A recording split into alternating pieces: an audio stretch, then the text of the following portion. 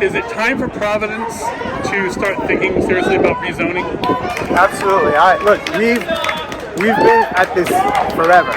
You know, I raised my kids in Washington Park, and I've stood with activists and the People's Park to fight against the expansion of fossil fuel infrastructure. Mm-hmm. Last year, we stood to shut down a recycled cement grinding plant. Right? Yeah, right. It was literally 200 feet away from a health clinic. I know. You know, and now, you know, we're talking about burning plastic in the year 2022.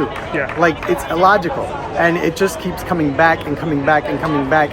And, you know, in the 20th century, people could talk their way out of accountability when it comes to co-locating these polluting, dangerous facilities immediately next to a residential neighborhood. Those times have passed. Yeah. You know, and people won't stand for this. And the city of Providence has to have a plan in place to rezone and to look for new opportunities in the green economy and different economic sectors that don't generate human misery and illness. Yeah, right. There's an opportunity for this.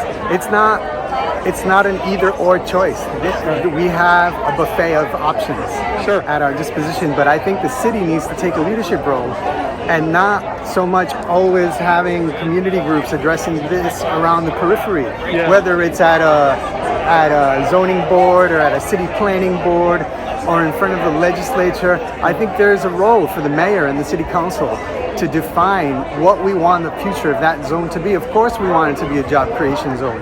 Of course, we want it to be a place that provides revenue for the city and grows the city's tax base. But we can't do that through these industries that pollute, they generate illness, and at the end of the day, they're not really creating jobs.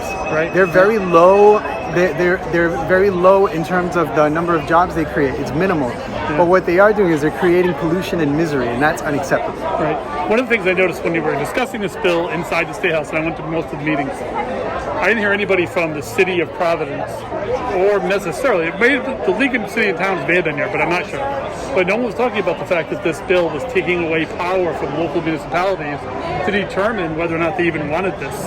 Yes, unfortunately, that seems that appears to be a recurring theme. Yeah. That the city kind of sits in the back seat for whatever reason. Maybe they're hoping, you know, maybe they have a legislative package that they're trying to push or whatever. Right. It's unacceptable.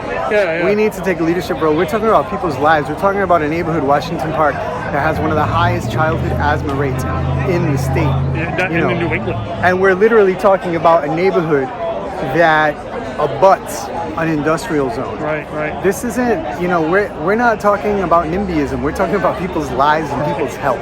Right. Thank you very much. Thank you.